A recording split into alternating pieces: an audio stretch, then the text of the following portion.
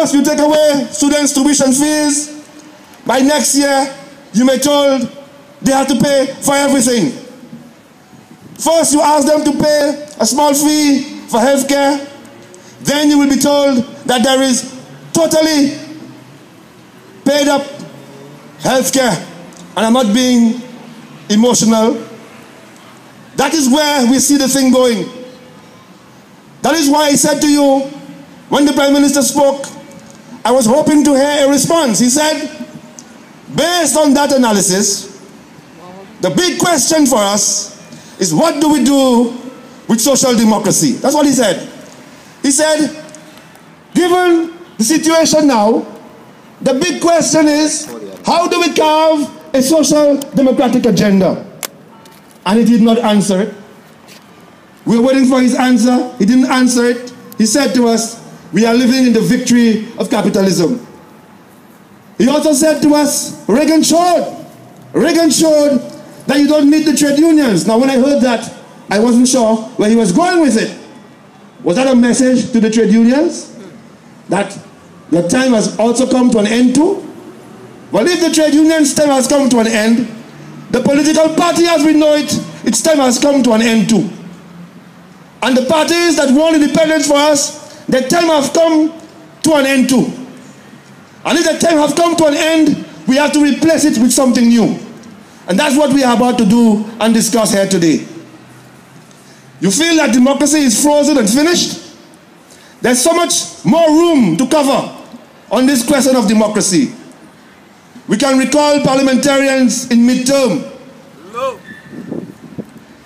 We can call for referenda, as my friend Commissioner was saying, on critical issues. For example, when they were sending the Guyanese home, he said, let's call a referendum on that issue. When they were abolishing the free education, David said, let's call a referendum on that issue. And the many issues, let's call a referendum on a new constitution. We had the Henry Ford Constitution, let's call a referendum on that, and so on and so forth. Let's call a referendum on a Republican type of government. That's what democracy means. So you vote for 30 people, and they have all the answers.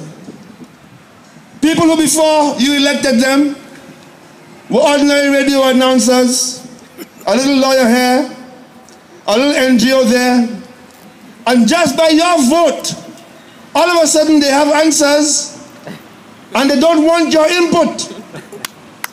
They don't want your input because a vote that you gave them answers to all the questions facing the country. How ridiculous an assertion. You know what we have to do?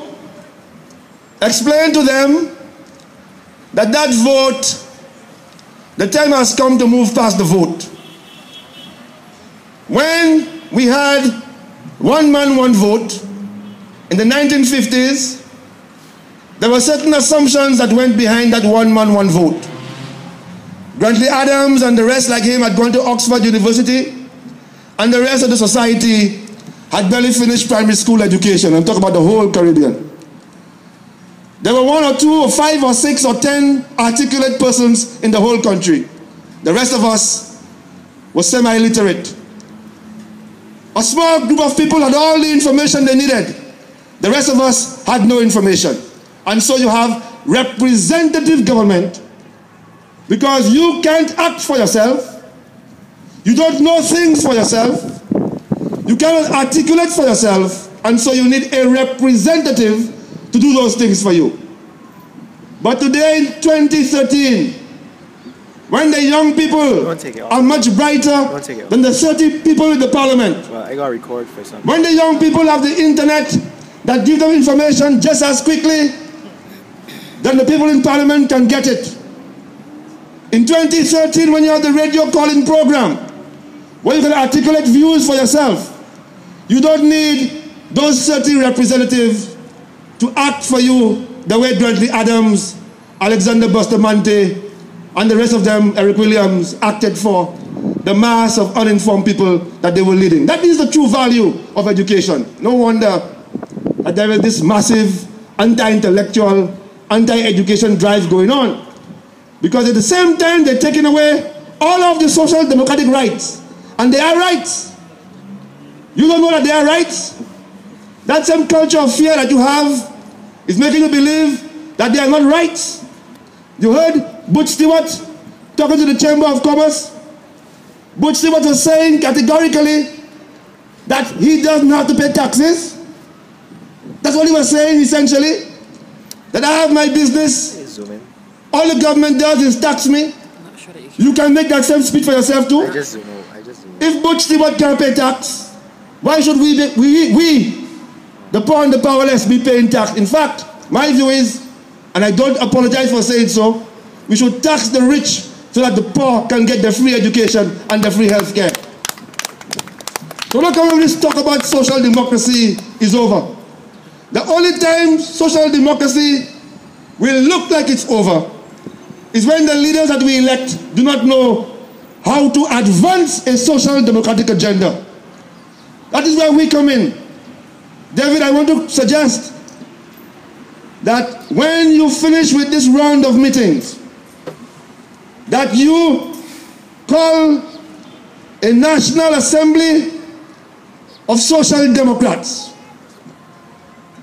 At that National Assembly of Social Democrats, we do an analysis of our social democracy and where it is today.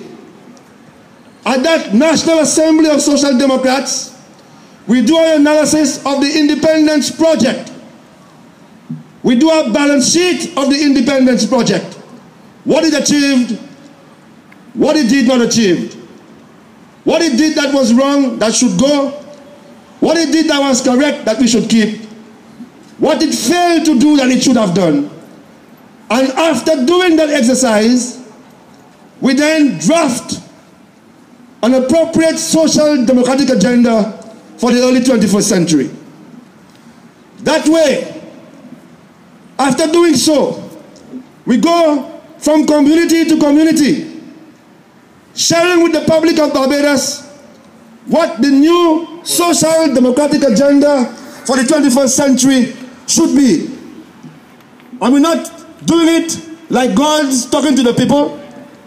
We're going to them for their feedback on that draft social democratic agenda. And after doing so, we respond to the petty bourgeois sellouts in the parliament and in the trade unions who tell us that social democracy is dead.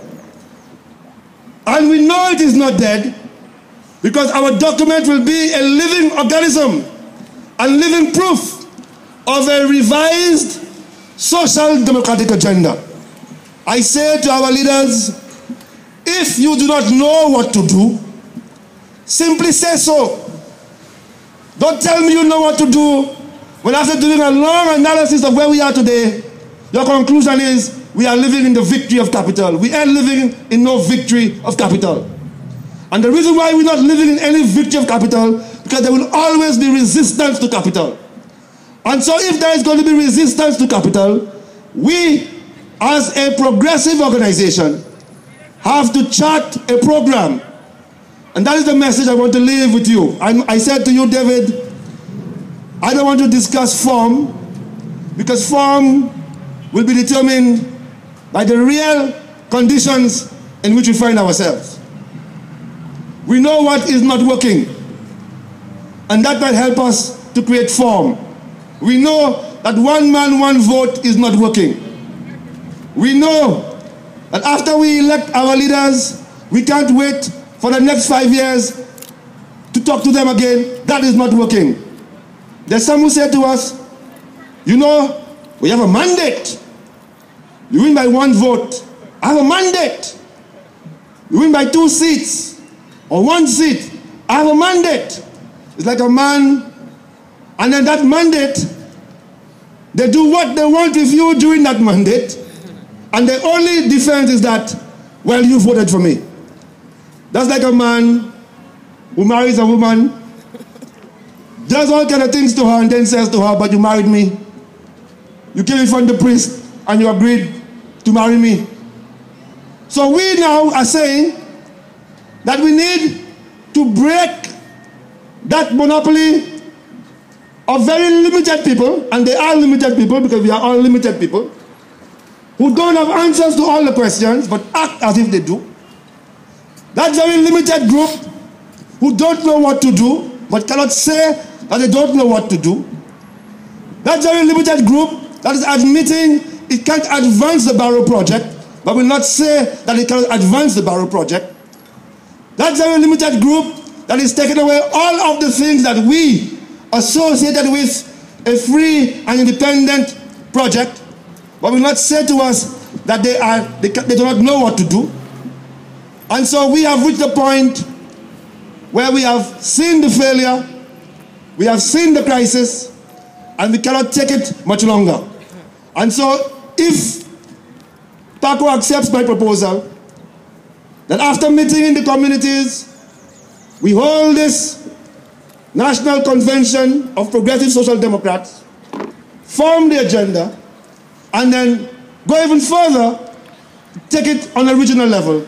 I think we would have made an important contribution to addressing the crisis of independence, which our trade union leaders and our elected parliamentary leaders do not know what to do about.